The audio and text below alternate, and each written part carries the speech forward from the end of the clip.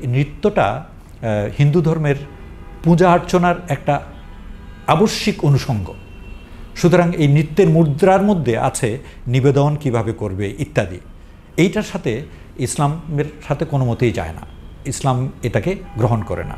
যারা মুসলমান হয়েছে তারা এগুলিকে বর্জন করেছে। নববর্ষ পালনের নাম করে যে ছায়ানট যা করেছে সেটা হচ্ছে এমন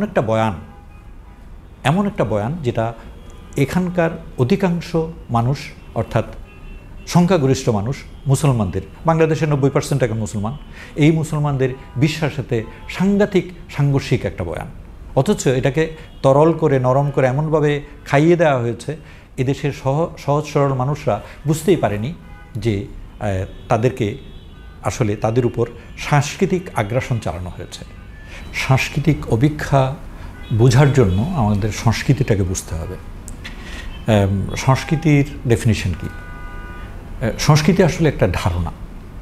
সংস্কৃতিটা এই ধারণাটা উদ্ভূত হয় পার্টিকুলার কোনো অঞ্চলের, একটা জনপদের ধারণা, বিশ্বাস, আচরণ, জ্ঞান, ওদের ব্যাকগ্রাউন্ড, ওদের যাপিত জীবন, এই সব কিছু নিয়ে যে জিনিসটা, এটা অঞ্চলভিত্তিক, একেবারেই অঞ্চলভিত্তিক। একই দেশের মধ্যে এক এক অঞ্চলের এক এক রকম সাংস্কৃতিক কর্মকাণ্ড একটার সাথে আরেকটা মিলে না। তো আমাদের এখানে এই যে সংস্কৃতিটা আমরা লালন করছি, আমরা বাঙালি সংস্কৃতি না মুসলমান সংস্কৃতি না বাঙালি মুসলমান সংস্কৃতি, এই নিয়ে কোনো দ্বন্দ্ব হওয়ার কোনো স্কোপ নাই। কী জন্য? ইসলাম আসার আগে এই দেশের মানুষ ছিল, যেই ধর্মেরই হোক না কেন, তাদের নিজস্ব একটা সংস্কৃতি ছিল। কিন্তু যখন এক আল্লাহ, তৌহিদ বিশ্বাসী, এক আল্লাহ বিশ্বাস করে একটা জনগণের একটা বিরাট অংশ মুসলমান হয়ে গেল, এটার সাথে সাথে তাদের সাংস্কৃতিক কতগুলো পরিবর্তন এসছে। কিন্তু তার মানে এই না যে আমাদের সংস্কৃতি পুরোপুরি আরবীয় সংস্কৃতি হয়ে গেছে। এখানে আমরা ভুল করেছি, আমরা ভুল করি। আমরা এই দেশের অনেক মুসলমান এবং অনেক জ্ঞানী মুসলমান, তারা বলতে চায় যে জুব্বা, পাগড়ি ইত্যাদি আমাদের সংস্কৃতি। এটা হলো একেবারেই আরব দেশের লোকাল সংস্কৃতি। মুসলমান হওয়ার সাথে ওই পোশাকের ওই কোনো সম্পর্ক নাই। সুন্নাহ হিসেবে যদি কোনো কিছু করতে হয় সেটা আলাদা ব্যাখ্যা। কিন্তু আমি যদি বলি স্থানীয় সংস্কৃতি, তাহলে এই অঞ্চলের বাঙালি মুসলমানদের সংস্কৃতি কী সেটা আমাদেরকে দেখতে হবে।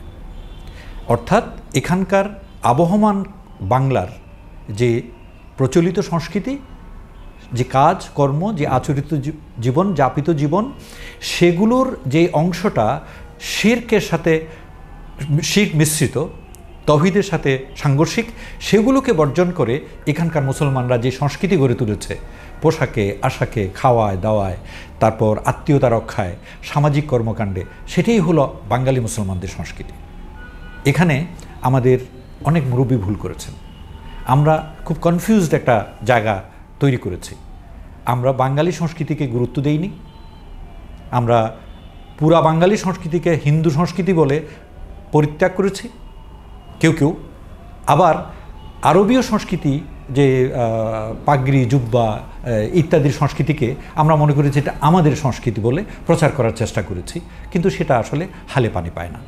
তো সেজন্য আমাদের কিছু বিভ্রান্তি আছে, এবং সেখানে যে এই যে ভয়েডটা তৈরি করা হয়েছে, যে গ্যাপটা তৈরি হয়ে গেল, আমাদের সাংস্কৃতিক কর্মকাণ্ড কী, পরিচয় কী, সেই জায়গাটাতেই আমাদের বিশ্বাস বিরোধী যারা, তারা এর মধ্যে ঢুকে পড়েছে। এই যে ছায়ানটের কথা বলছেন, এই যে যারা অন্য ধর্মের, যারা চায় যে আমাদেরকে সাংস্কৃতিকভাবে ডমিনেট করতে চায়, আমাদের প্রতিবেশী বলেন, অন্য আমাদের আশেপাশের অন্য ধর্মাবলম্বীরা বলেন, তারা চাইবে তাদের সাংস্কৃতিকভাবে আমাদেরকে ডমিনেট করতে। এই ডমিনেট কখন করার সুযোগ পাচ্ছে? ওই যে জায়গাটা আমি খালি রেখে দিলাম। তাহলে আমাদের সংস্কৃতি কোনটা? আমাদের সংস্কৃতি বলতে আমি যেটা বুঝাবো সেটা হচ্ছে এই অঞ্চল, এই বাংলা অঞ্চলের মানুষের, মুসলমান যারা, তাদের যাপিত জীবন, তাদের ঈদ, তাদের পার্বণ, তাদের বিবাহ, তাদের মৃত্যু, তাদের জন্ম, এই সব নিয়ে যে সব উৎসব, যেসব আনন্দ প্রকাশের, শোক প্রকাশের যে নিয়ম, সেটাই হলো আমাদের সংস্কৃতি। এখন বাংলা নববর্ষ আমাদের সংস্কৃতির একটা অংশ। কী জন্য? এই বাংলা নববর্ষ আমরা দেখেছি যে কী জিনিসটা হয়। বাংলা নববর্ষ হচ্ছে, এটা ঐতিহাসিকভাবে আমি আর ওই তাত্ত্বিক ইয়েতে যাচ্ছি না, basically for counting the year, এটাকে বাংলা নববর্ষটা বৈশাখ জ্যৈষ্ঠ আষাঢ় শ্রাবণ ইত্যাদি দিয়ে তৈরি করা হয়েছিল 12 মাসের, এবং সেটা আকবরের সময় তৈরি করা হয়েছিল, এটার কাহিনী আছে। কিন্তু এই দেশে কিভাবে বাংলা নববর্ষটা উদযাপন করা হতো এবং কেন?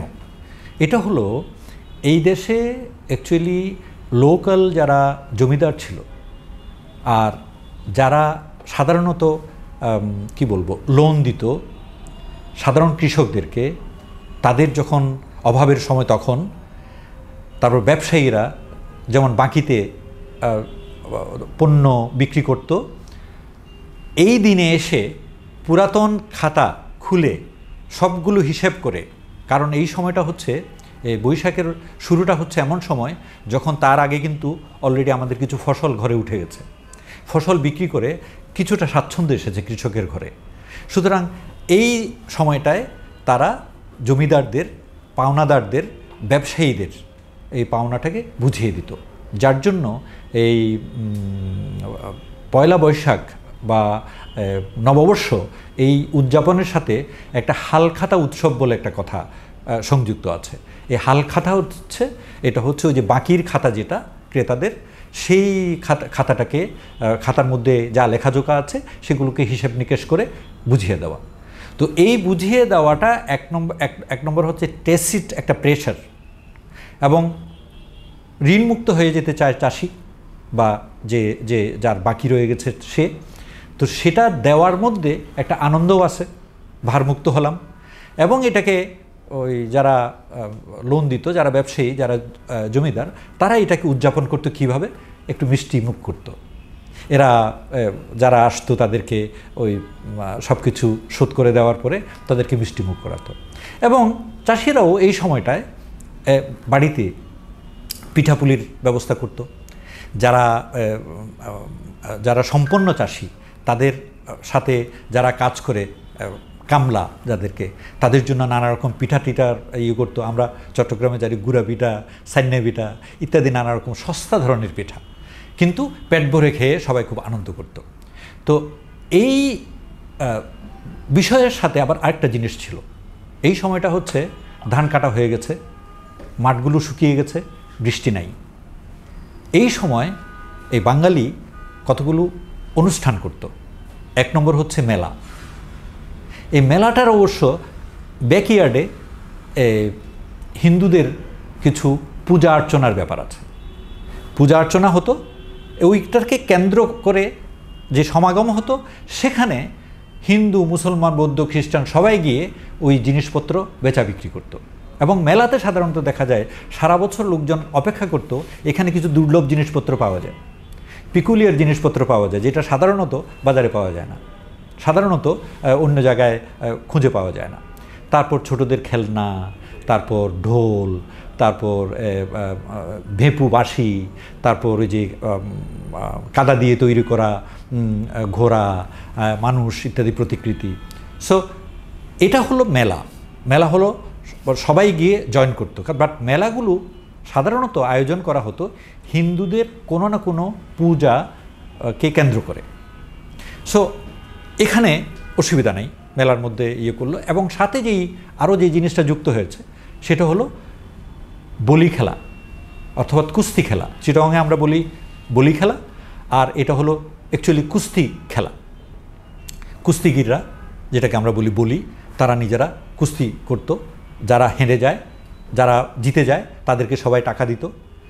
এটাকে কেন্দ্র করে অনেক লোকের সমাগম হতো। আবার আরেকটা হতো গরুর লড়াই এই শুকনার দিনে, এই শুকনার দিনে, এই নববর্ষের সময়টায়।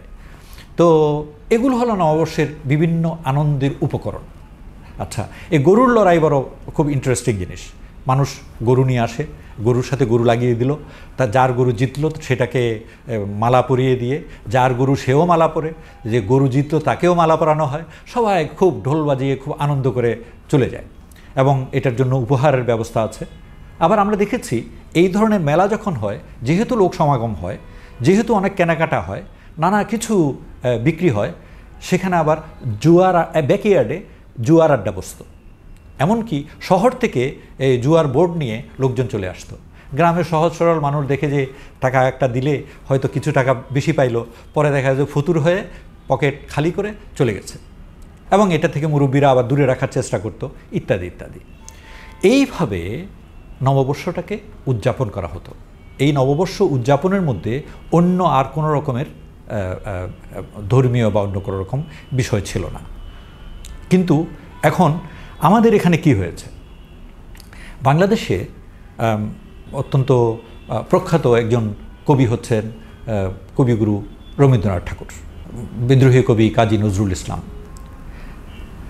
প্রধান কবিদের মধ্যে এনারা দুইজন সাংঘাতিকভাবে উল্লেখযোগ্য।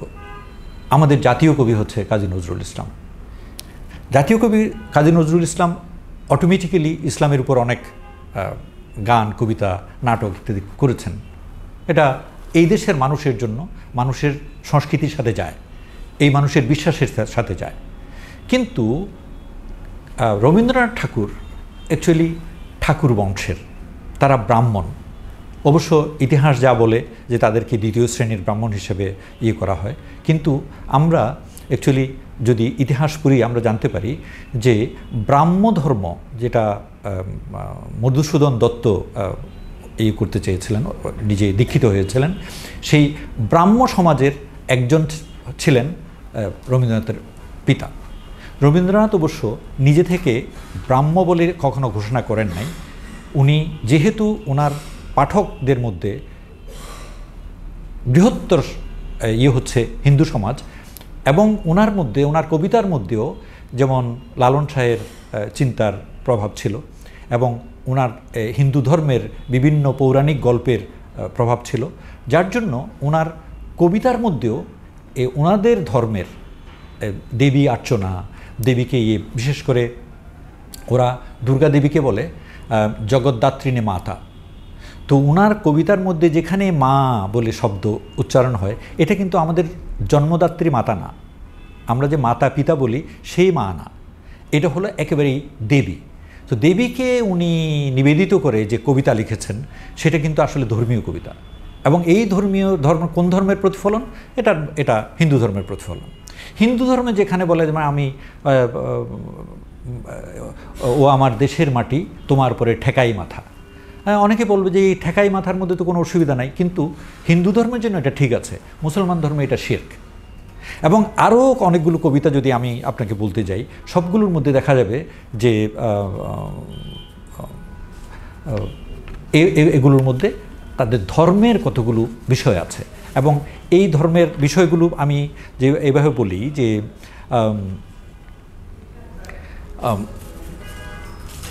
যেমন উনি ও আমার দেশের মাটি তোমার পরে ঠেকাই মাথা, যেমন আরেকটা, এটা তো বললাম, আরেকটা হলো আজি বাংলাদেশের হৃদয় হতে কখন আপনি, তুমি কি অপরূপ রূপে বাহির হলে জননী। এই জননী মানে হচ্ছে দেবী। ওগো মা তোমায় দেখে দেখে আঁখি না ফেরে। সো দেবীকে অর্চনা করে যে কথাটা বলা হচ্ছে, এটাকে কিন্তু কোনো মতেই আমাদের দেশাত্মবোধক গান বা কি বলবো যে আমাদের আধ্যাত্মিক গান এরকম বলা যাবে না। এই গানটা হচ্ছে হিন্দু ধর্মের আধ্যাত্মিক গান। কিন্তু এই জিনিসগুলোকে আমরা, যেমন আমার হিয়ার মাঝে লুকিয়েছিলে দেখতে আমি পাইনি, এই জাতীয় গানকে দেখা যাচ্ছে বাঙালি মুসলমান সমাজ প্রতিষ্ঠা করার জন্য ওরা এই যে মানে হিন্দু ধর্মের যারা লেখক শিল্পী আছে তারা করেছে, এমনকি কিছু মুসলমানও যারা রবীন্দ্র ভক্ত। তাই অনেকে বলতে যাচ্ছেন যে রবীন্দ্রনাথের আলাদা একটা ধর্ম গড়ে উঠেছে। আমি প্রথমেই বলেছি যে ওনার পিতা ছিলেন ব্রাহ্ম সমাজের সদস্য, এবং উনি প্রতিষ্ঠা করেছিলেন শান্তিনিকেতন। রবীন্দ্রনাথ সেই শান্তিনিকেতনে, রবীন্দ্রনাথের পিতার সময় বসন্ত উৎসব হতো, হেমন্ত উৎসব হতো। এগুলো সবগুলোই কিন্তু এগুলোর কিন্তু একটা ধার্মিকতা আছে। ওই হিন্দু ধর্মের সনাতন ধর্মকে বাদ দিয়ে আরেক ধর্ম, কিন্তু ইসলাম ধর্ম না। এবং সেই শান্তিনিকেতন কেন্দ্রিক যে রবীন্দ্রনাথের গান চর্চা এবং নৃত্য, কারণ ব্যাপারটা হয়েছে কি, নৃত্যটা হিন্দু ধর্মের পূজা অর্চনার একটা আবশ্যিক অনুষঙ্গ। সুতরাং এই নৃত্যের মুদ্রার মধ্যে আছে নিবেদন কিভাবে করবে ইত্যাদি। এইটার সাথে ইসলামের সাথে কোনো মতেই যায় না, ইসলাম এটাকে গ্রহণ করে না। যারা মুসলমান হয়েছে তারা এগুলিকে বর্জন করেছে। কিন্তু নববর্ষ পালনের নাম করে যে ছায়ানট যা করেছে সেটা হচ্ছে এমন একটা বয়ান যেটা এখানকার অধিকাংশ মানুষ, অর্থাৎ সংখ্যাগরিষ্ঠ মানুষ মুসলমানদের, বাংলাদেশের 90% এখন মুসলমান, এই মুসলমানদের বিশ্বাসের সাথে সাংঘর্ষিক একটা বয়ান। অথচ এটাকে তরল করে নরম করে এমনভাবে খাইয়ে দেওয়া হয়েছে, এদেশের সহজ সরল মানুষরা বুঝতেই পারেনি যে তাদেরকে আসলে তাদের উপর সাংস্কৃতিক আগ্রাসন চালানো হয়েছে। তাদের যে সাংস্কৃতিক মুসলমান সংস্কৃতির যে মূল চিন্তা, সেটার থেকে তাদেরকে সরিয়ে নেওয়া হয়েছে। এখন কারা করলো এটা? এই জন্য এখন এই সব কথাকে আমি যে ভিত্তিতে রেখে আমি যদি দেখি, ছায়ানট বলে একটা প্রতিষ্ঠান, ছায়ানট প্রতিষ্ঠানটা মূলত এটা সম্পর্কে আমাদের খুব কম লোকেই গভীরভাবে চিন্তাভাবনা করেছে। ছায়ানট অ্যাকচুয়ালি, এটাকে যদি আমি উইকিপিডিয়াতে সার্চ দিই তাহলে আমি দেখব ছায়ানট হচ্ছে ছায়ানট সঙ্গীত বিদ্যায়তন। এটা হলো বাঙালি সংস্কৃতির প্রতি নিবেদিত একটি প্রতিষ্ঠান, যা তৎকালীন পূর্ব পাকিস্তানের শাসনামলে বাংলার সাংস্কৃতিক ও সঙ্গীত ঐতিহ্যের প্রচার ও লালন করার জন্য প্রতিষ্ঠিত হয়। এটা লেখা হয়েছে উইকিপিডিয়াতে পরিচয় হিসেবে। এখন আমি বলবো এই ছায়ানট শব্দটার মধ্যেই তো সাম্প্রদায়িকতা লুকিয়ে আছে। ছায়ানট শব্দের অর্থ কি? নটের ছায়া। নটকে নটি, নট মানে হচ্ছে যিনি নৃত্য করেন। অ্যাকচুয়ালি এই নট হচ্ছে নটরাজ। নটরাজ হচ্ছে শিবের আরেকটা নাম। শিব হচ্ছে, এই যে শিবের লিঙ্গকে হিন্দুরা পূজা করে, শিবের নৃত্য ভঙ্গিমাগুলোকে তারা পবিত্র জ্ঞানে করে, এবং এটা তাদের বিশ্বাস এবং তাদের বইতেই লেখা যে এই শিব দিগম্বর হয়ে, উলঙ্গ হয়ে নৃত্য করতে পছন্দ করতেন। এবং আপনি যদি ভারতের অজন্তা ইলোরা নাম শুনেছেন, আমি নিজের চোখে দেখেছি, আপনি গেলে দেখে আসতে পারেন। ইলোরায় যদি যান, আপনি এই মহাদেবের নৃত্য ভঙ্গিমার অনেকগুলো মূর্তি ওখানে আছে। সাথে অবশ্য অর্ধনগ্ন দেবীরাও আছে, খুব স্বল্প বস্ত্রে উত্তেজক আকৃতিতে দেবীরা, শরীরের অধিকাংশ অংশ এক্সপোজড, প্রকাশিত। তো এটা তাদের ধর্ম, এটাতে আমার কোনো করার নাই। কিন্তু এই নটরাজকে যখন নিয়ে এসে ছায়া নটের মধ্যে বসালো, এই নটের ছায়া যে প্রতিষ্ঠানটা করা হলো, এটা কাদের বিশ্বাস এবং সংস্কৃতিকে রিপ্রেজেন্ট করছে? বাংলাদেশে হিন্দুর সংখ্যা বর্তমানে 10%-এরও কম। শতকরা 10%-এরও কম যারা, 10 জনেরও কম যারা অধিবাসী সংখ্যালঘু, তাদের ধর্মীয় বিশ্বাসকে কেন্দ্র করে তৈরি করা একটা প্রতিষ্ঠান, এটা কিভাবে জাতীয় প্রতিষ্ঠান হয় এমন একটা দেশে যেখানে 90% মানুষ মুসলমান এবং মুসলমানদের বিশ্বাসের সাথে সাংঘর্ষিক জিনিসগুলো তারা প্র্যাকটিস করে, রাইট? সো ওরা এই যে ছায়ানট, সেটা মূল উদ্যোক্তা যারা, এটা প্রতিষ্ঠা হয়েছিল, কিন্তু একটু বলে ফেলি, এটা প্রতিষ্ঠা হয়েছিল 1961 সালে। রবীন্দ্রনাথের জন্মশতবার্ষিকী পালন করবে কলকাতার বুদ্ধিজীবীরা। তখন স্বাধীন পাকিস্তান মুসলিম রাষ্ট্র, কিন্তু ঢাকা কেন্দ্রিক কিছু মুসলমান নামের রবীন্দ্র ভক্ত একত্রিত হয়েছিল ঢাকাতেও এই রবীন্দ্র জন্মশতবার্ষিকী পালন করার জন্য। তো তারা পর্যায়ক্রমে তখন তাদের এই একত্রিত হওয়াটা, সেটাকে একটা অর্গানাইজেশনের রূপ দিল, নাম দিল ছায়ানট। এবং এটার প্রথম লোগোটা যেটা ছিল, শুরুতেই যে লোগো ছিল, এটা হলো হাত পাকে এরকম করে করে একটা নাচের মুদ্রা, একজন দিগম্বর মানুষের, পুরুষের নাচের মুদ্রা ছিল তাদের প্রথম লোগো। এইসব পরবর্তীকালে তারা এটা পরিবর্তন করেছে। বর্তমানে এটা লোগো হচ্ছে, এটা হলে পদ্মফুল। এবং এই পদ্মফুলের সাথে খুব সুন্দরভাবে ভারতের কট্টর হিন্দুত্ববাদী দল বিজেপির যে লোগো পদ্মফুল সেটার সাথে মিলে যায়। এবং এখানে আরও একটা গভীর সম্পর্ক পাই আমরা, সেটা হচ্ছে ভারতের রাষ্ট্রীয় বেসামরিক খেতাবের মধ্যে সবচেয়ে শ্রেষ্ঠ খেতাব হচ্ছে পদ্মশ্রী।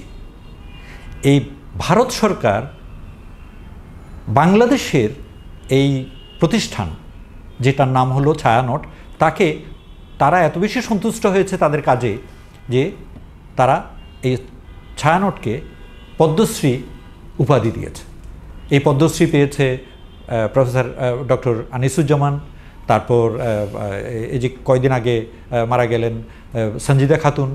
তা এইভাবে করে যারা ভারতভক্ত, রবীন্দ্রভক্ত এবং ভারতীয় সংস্কৃতির মানে লালন করে এবং এটাকে চর্চা করে, এর জন্য নিবেদিত প্রাণ তাদেরকে।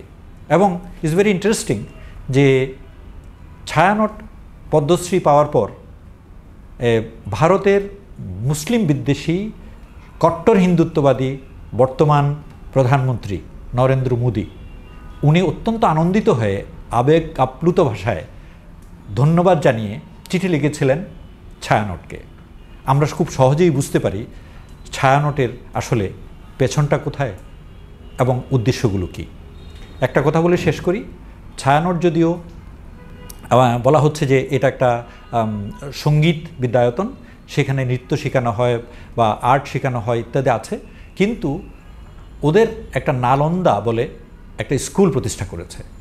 এবং ওই স্কুলের যে শিক্ষা দীক্ষা, এটা এখন বেরিয়ে আসছে যে ওরা প্রথমে বলতো যে না, আমাদের এখানে আমরা কোনো ধর্ম শিক্ষা দিই না। তো ভালো, যারা একটু ওপেন মাইন্ডেড তারা মনে করতো যে ভালো কথা, ধর্ম শিক্ষা না দিলেই তো ভালো। কিন্তু পরে দেখা যাচ্ছে ওখানে ছাত্রছাত্রীদেরকে পূজা খেলা, ঠাকুর খেলা ইত্যাদি এমন সব জিনিসপত্র করানো হতো, তারপর নাচের এমন সব মুদ্রা শেখানো হতো যেগুলো পরিপূর্ণভাবে হিন্দু ধর্মের মানে হিন্দু ধর্মের প্রকাশক এবং হিন্দু ধর্মের রিপ্রেজেন্টেটিভ কতগুলো জিনিস। তো এই জিনিসগুলোকে তারা 1967 সাল থেকে প্রথম শুরু করলো রমনার বটমূলে পহেলা বৈশাখের প্রথম সূর্যোদয়ের সময় সূর্যোদয়কে স্বাগত জানিয়ে, নববর্ষকে স্বাগত জানিয়ে সূর্যকে অনেকটা সূর্য পূজার মতো সূর্যোদয়ের সময় গান গাওয়া, এসো হে বৈশাখ এসো এসো এই কথা বলে, এসো হে বৈশাখ এসো এসো এই কথা বলে। সো এখন সেখানে যে থিমগুলো রাখা হয়েছে, এগুলো উইকিপিডিয়া গেলে এগুলো পাওয়া যাবে, যে এই থিমগুলো কিন্তু আমাদের বিশ্বাসের সাথে সাংঘর্ষিক, যে কথাগুলো বলা হয় সেগুলো সাংঘর্ষিক। এবং তারা যেটা ওখানে প্রথমে কিন্তু এই পাকিস্তান আমলে রমনার বটমূলে, যদিও বলা হয় এটা বটমূল, এখানে একটা কথা বলে রাখি, ওখানে কিন্তু শুধু একটা অশ্বত্থ গাছ আছে, কিন্তু এটাকে অশ্বত্থ মূল বলা যায় না, সুতরাং এটাকে মিথ্যা করে বলা হচ্ছে বটমূল। এবং এই বটমূলে, রমনার বটমূলে তারা মেয়েদেরকে এলো চুলে ওই সাদা শাড়ি, লাল পাড় বা ইত্যাদি এর একই রঙের শাড়ি পরিয়ে এসো হে বৈশাখ এসো এসো গাইতো। এটা নিয়ে মানুষ খুব গুরুত্ব দিত না, কিন্তু এতে গাইতে গাইতে স্বাধীনতা, বাংলাদেশ স্বাধীন হয়ে গেল এবং এই গান চলতে থাকলো। এটার সাথে মানুষ ওখানে শুরু করলো, ঋষিজ শিল্পী গোষ্ঠী এসে গান গাওয়া শুরু করলো। এখানে আমার এক বন্ধু ডক্টর মাহবুব হাসান বলেছিল যে আমরাই ওখানে আড্ডা দিতে যেতাম, তখন ভাবলাম যে ঠিক আছে, আমরা কেন পান্তা ভাত আর ইলিশ দিয়ে মজা করি না। পান্তা ভাত আর ইলিশ শুরু করলো, কিন্তু পরে এটা হয়ে গেল একটা ইকোনমিক ভেঞ্চার, অনেকের জন্য ব্যবসায়িক ব্যাপার। তো এখন আমরা বাংলাদেশিরা যদি বলি যে বাংলাদেশের জাতীয় উৎসব কোনটা, ছায়ানটিরা সক্রিয় থেকে এবং এখানকার সাধারণ মুসলমানরা নিষ্ক্রিয় থেকে যে জিনিসটা প্রতিষ্ঠিত হয়ে গেছে, সেটা হচ্ছে আমাদের পহেলা বৈশাখ উদযাপন বা নববর্ষ উদযাপনটা হয়ে গেছে আমাদের একমাত্র জাতীয় অনুষ্ঠান কী বলবো উৎসব, যেটার মধ্যে সব ধর্মের লোকরা বিশেষ একটা পদ্ধতিতে শাড়ি পরে এলো চুলে সবাই অংশগ্রহণ করে এবং ইলিশ পান্তা খায়। অথচ এই বয়ানটা একেবারেই মিথ্যা বয়ান, সাম্প্রতিককালে তৈরি করা বয়ান, এবং সত্যিকার অর্থে বলতে গেলে এটা দিবালোকের মতো স্পষ্ট যে ছায়ানট হচ্ছে একটা সাম্প্রদায়িক প্রতিষ্ঠান। তাদের উদ্দেশ্য ছিল একটা একটা সংখ্যালঘু সম্প্রদায় যারা বাংলাদেশে 10% জনেরও কম, তাদের আদর্শ, সংস্কৃতি এবং বিশ্বাসকে বাংলাদেশের জাতীয় আদর্শ এবং সংস্কৃতি হিসেবে তুলে ধরা। এটা আমাদের নিষ্ক্রিয়তার জন্য, আমাদের সত্যিকার অর্থে ধর্মীয় যারা মুরব্বীরা আছেন তাদের এক ধরনের অন্যদিকে তাকিয়ে থেকে এই বিষয়টাকে গুরুত্ব না দেওয়ার জন্য, এবং সত্যিকার অর্থে বাংলাদেশের মুসলমানদের সংস্কৃতির প্রশ্নে মীমাংসা করতে না পারার জন্য এবং নিজেদের অবহেলার জন্য এই জিনিসটা হয়েছে। এখানকার রাজনৈতিক নেতারা এবং ধর্মীয় নেতারা তারা ছিলেন বাঙালি মুসলমানদের সংস্কৃতির বয়ান সম্পর্কে সত্যি উদাসীন, এবং তারা বরং একরোখাভাবে অন্যদিকে তাকিয়েছিলেন।